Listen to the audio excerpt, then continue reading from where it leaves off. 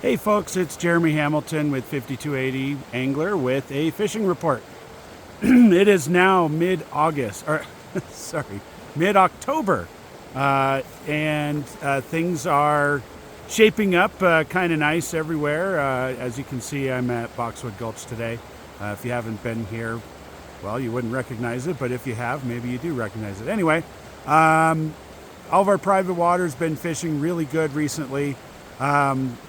Boxwood, Long Meadow. I've been at Troublesome Creek a lot over in Kremling. That's, if you haven't been there, that's a lot of fun. Lots of fish, Little Creek, and then lake fishing as well. So that's always a lot of fun to go do. But otherwise, as far as our public waters, so if you haven't heard, now you will.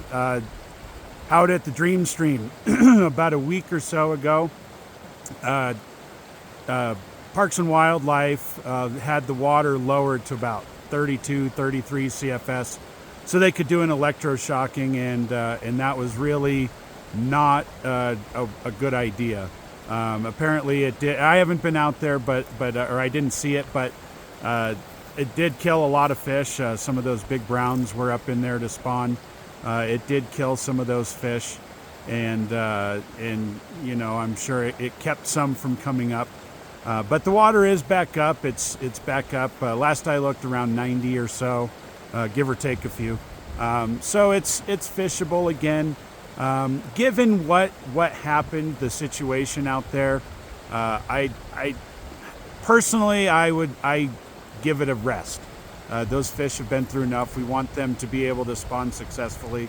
So, you know, maybe going a little easy out there would be a good idea this year.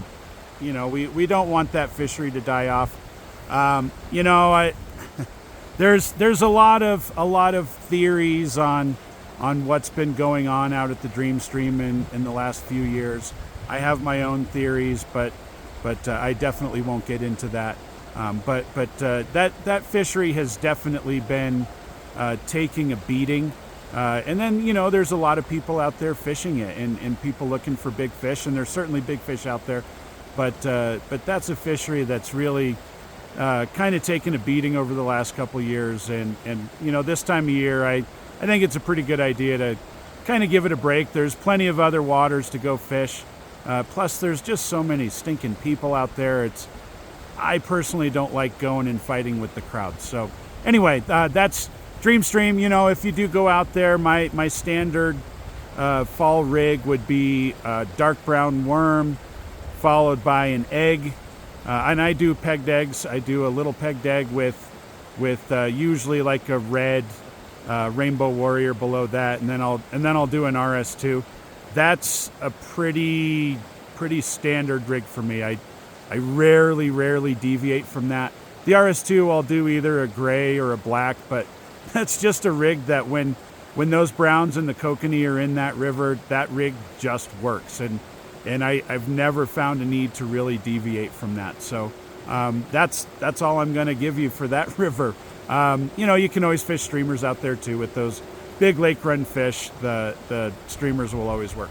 As far as deckers goes, one of our guides, Tom, was out there the other day. He gave me some info. He said it was kind of tough in the morning, pretty cold, and that's been kind of the standard now, is cold weather in the morning, cold water, all that. Fish have been a little bit sluggish. He said around 11 o'clock the trichos, the spinner fall kind of started, and the fish really keyed in on that. Before that, they did get some on little beta stuff. He said a Darth Betis worked well for him. Eggs right now as well, because the browns are in spawn mode there as well. And then do like a black RS2, a black crystal flash midge, sunken trichos, any number of, you know, just black and white little flies, 20s, 22s, even 24s can get the job done. You can also do San Juan worms, because the water's still, it's not super low there. It's high enough that it'll get those in the drift, as well as scuds. I always like the Dorsey's UV scuds, and either orange or olive. Nice thing about an orange one right now is it can double as an egg, so you can run that as your top fly and do pretty well with that. Otherwise, though, jujubaitis, pheasant tails, radiation baitis, all those are going to work well.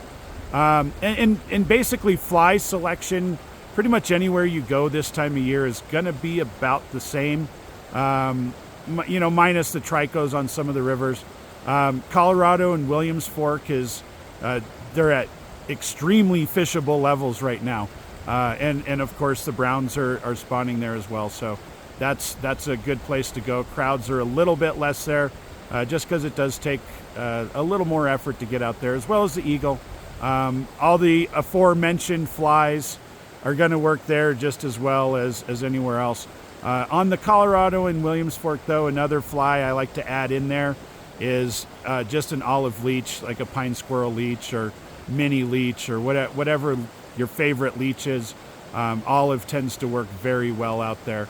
And yeah, that's pretty much it for now. Just get out there, beware of crowds on weekends. Everyone's out there looking for their big fish, and well, just be prepared for that. So that's it for now. Otherwise, I'll see you out there and follow us, 5280 Angler Fly Fishing on Instagram. Obviously, our YouTube page. You can subscribe to that, get updated fishing reports when I do them, and you can follow me, Jeremy Hamilton Fly Fishing on Instagram. I'll see you next time.